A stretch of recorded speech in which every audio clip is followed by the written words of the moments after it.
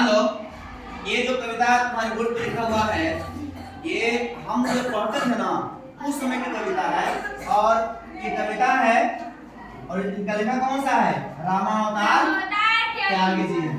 और ये कविता उस समय लिखा गया था जब देश में आजादी की लड़ाई चल रही थी। लोगों में देशभक्ति भावना को जागृत करने के लिए ये कविता क्या था? लिखा गया था कि लोगों में देशभक्ति, राष्ट्रभक्ति है ना उत्पन्न हो। आ जाओ, क्या ना, इसके लिए क्या था ये कविता लिखी गई थी।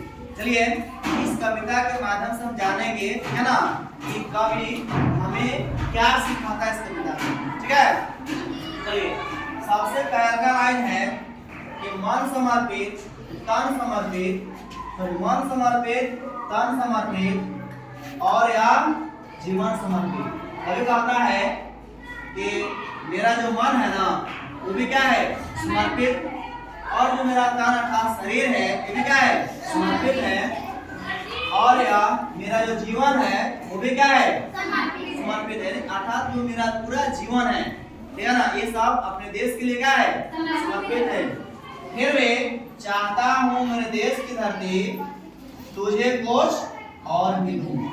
ये कहते हैं कि इतना कुछ समर्पित करने के बाद भी कभी कहते हैं कि चाहता हूँ कि ऐ मेरे देश की धरती तुझे कुछ और भी दूं।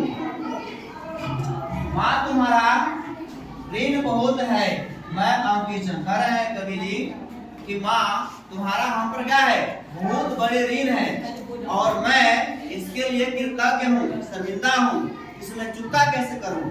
अब कहोगे ऋण कैसा है? अपने देश का, अपनी इस धरती का हमारे ऊपर कैसा ऋण है? ध्यान दो, हम इस धरती पर अपने जीवन यापन करने के लिए हर काम करते हैं ना। कहीं गाढ़ा खोद देते हैं, कहीं जोत कर खेत बना देते हैं, नहीं कहीं मर्जी तो पौधा लगा देते हैं। पौधा हमें सांस क्या दे? पौधा जब जीवित होती है तो हमें ऑक्सीजन देती है, नहीं, जिससे हम जीवित रहते हैं। और ये काम करते हैं धरती पर करते हैं। क्या कभी धरती माँ ने हमें विरोध जताया कि तुमने यहाँ पे गंदा क्यों किया, यहाँ पे गड्ढा क्यों खोद दिया, यहाँ पे सड़क क्यों बना दिया, यहाँ पे घर क्या बना दिया, यहाँ पे जोत कर खेती क्यों उगाया? ऐसा कभी भारत माँ या हमारी धरती माँ हमारा कोई विरोध करता है? नहीं करती है, नहीं करती है। तो वैसे कह रहा है कभी कि माँ तुम्हारा ऋण बहुत है हम पर आपका ऋण क्या है? बहुत है, जिसको काउंटी नहीं गिनाया नहीं जा सकता। मैं बहुत अंकिचन अर्थात मैं बहुत क्या हूँ? कृतज्ञ हूँ, और मैं बहुत इसके लिए शर्मिंदा भी हूँ। किंतु इतना कर रहा फिर भी निवेदन, लेकिन मैं आपसे फिर भी निवेदन कर रहा हूँ। क्या निवेदन कर रहा हूँ? कि थाल में लाओ सजाकर भाल में जब भी।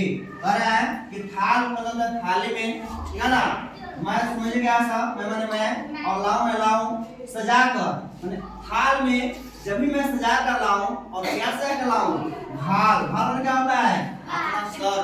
कहते हैं कभी यदि मेरी मृत्यु हो जाए और मैं अपने सर काटकर किसी थाली में सजाकर आपके समक्ष अगर ले आऊं, ठीक है ना, तो कर दया स्वीकार लेना यह समर्पण। तो दया करके उसे भी क्या करना?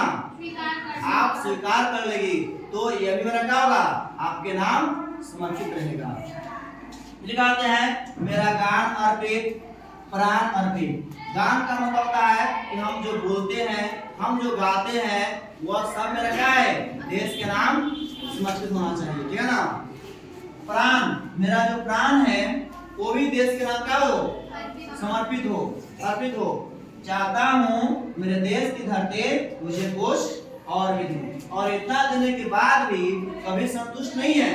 वे कहते हैं कि देश की धरती मैं चाहता हूँ तुझे और भी कुछ दूं। ठीक है, इधर आप आते हैं, ध्यान पा रहा इधर कि मान दो तलवार को लाओ न देरी। क्या कहते हैं? नबी साहब कहते हैं कि मान दो तलवार को, अर्थात वह तलवार को मल दो जिसमें जंगे लगी हुई है, वह फ्रेश कर दो, धार लगा दो, और उसको लाने में देरी मत करो, मुझे जल्दी क्या करो? ला दो। बांध दो कस कर कमर पर ढाल मेरी, और कह रहा है कि मेरे कमर पर वो जो ढाल होती है, जिसे शत्रु चलाता है ना, जिसे रक्षा जाता है, इसमें रहता है ढाल को, वो ढाल मेरे कमर पर क्या करो, कस कर बांध दो। भार पर मल दो चरण की धूल थोड़ी, और मेरे सिर पर क्या करो, अपने चरण के धूल को थोड़ा क्या करो, मल दो। शीश पर, शीश मतलब है सर पर, क्या होता है, सर पर आशीष की छाया खिलेरी, और मेरे सर पर आपके आशीष, आशीष का मतलब है आशीर्वाद, क्या होता है, आशीर्वाद। तो मेरे सर पर आपके आशीर्वाद की छाया रहनी चाहिए। छाया खलेरी का मतलब होता है घना हुआ छाना, छाया, ठीक है ना।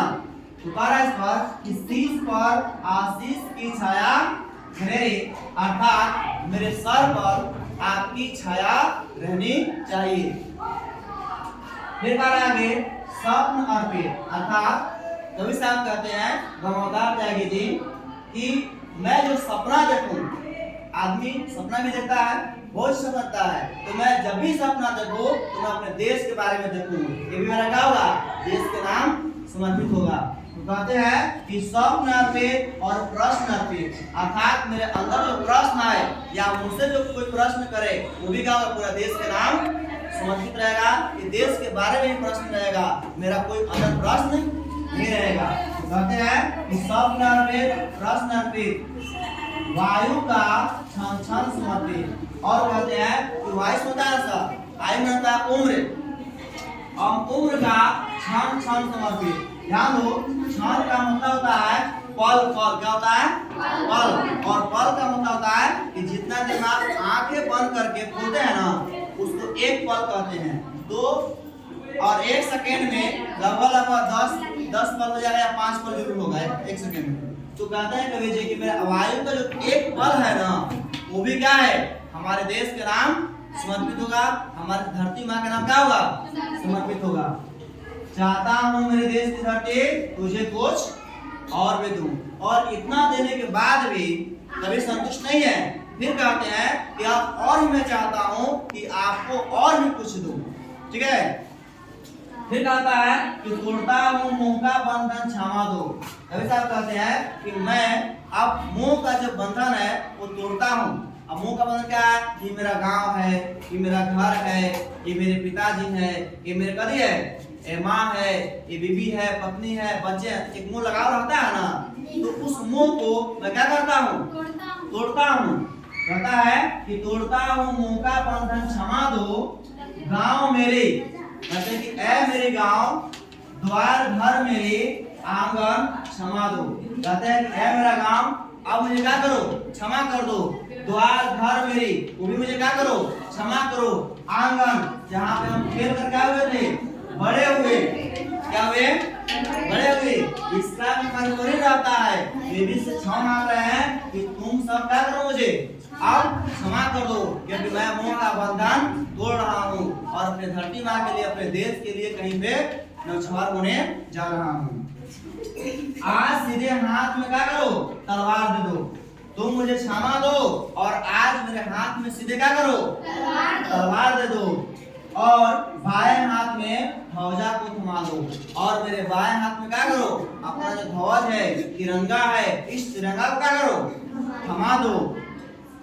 सुमन अर्पित, सुमन का मतलब होता है, सुमन होता है सुंदर, और मन क्या होता है, मन, हमारा जो सुमन है, अच्छा मन है, सुंदर मन है, या जो हम सोचते हैं, विचार करते हैं, अच्छी अच्छी बातें होती है, वो भी हमारा क्या है, इस देश के नाम समर्पित है। चमन, चमन का मतलब है बगीचा, सुंदर स्थान, सुंदर जगह, ठीक है ना। ये भी क्या होता है, अर्पित, अर्थात सुमन अर्पित, चमन अर्पित, नीर का तीन तीन समर्पित। देखो नीर कहा गया, आंसू को भी कहा जाता है, जल को भी कहा जाता है, जो कहता है नीर माने जल भी होता है और माने आंसू भी होता है। तो मेरे जो आंसू निकले उसका कण कण समर्पित, और कण का मतलब होता है वह सबसे एक छोटी इकाई जिसका खंड या टुकड़ा नहीं कर सकता है, ठीक है। और ना जाने कितने कण मिलकर, तीन तीन माने कण कण, तीन मिलकर, कण मिलकर क्या होता है, एक बूंद बनता है। तो कह रहा है कि नीर का तीन तीन समर्पित, चाहता हूँ मेरे देश की धरती मुझे कुछ और भी दो। अर्थात इतना देने के बाद भी कभी संतुष्ट नहीं है। वो कहते हैं कि अगर मेरे बस में होता तो मैं तुझे कुछ और भी देता, इतना देने के बाद में। और ध्यान दो, तो ये कविता पढ़कर ये पहले विद्यालय में जो बच्चे होते थे, ठीक है, वे देश के प्रति मेरे देश के प्रति उनके लगाव होते थे। लेकिन आजकल क्या ये कविताएं विलुप्त हो गई ना, विलुप्त हो गया इसका, ठीक है।